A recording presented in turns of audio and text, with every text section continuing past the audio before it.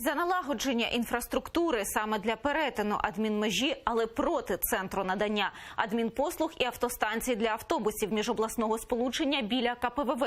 Така інфраструктура повинна бути в районах, наближених до тимчасово окупованої території Автономної Республіки Крим. Після деокупації все це залишиться громаді. Так прокоментував ініціативу розбудови пунктів пропуску Чонгар і Каланчак Ізет Гданов, перший заступник постійного представника президента України в Криму. Як відомо, пункт пропуску Чонгар, що на кордоні з окупованим Кримом, мають облаштувати до кінця цього року. Каланчак вже на початку 2019-го. На все це уряд виділив 105 мільйонів гривень. Поки що на КПВВ створені мінімальні зручності, які головним чином забезпечують потреби прикордонників.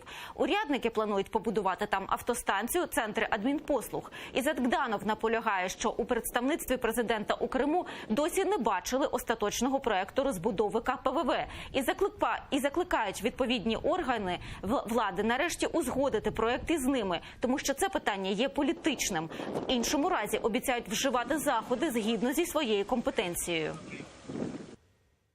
Ми підтримуємо суто функціональні інфраструктурні тимчасові розбудови в зоні КПВВ, виключно для перетину адміністративної межі. Наприклад, освітлення, ремонт дорожнього покриття, санітарна зона, кімната матері та дитини. Але ми категорично проти сервісних зон, готелів, капличок та інших об'єктів, які не стосуються перетину адміністративної межі. А в випадку будівництва це може бути розцінено як відкладання питання до окупації Криму.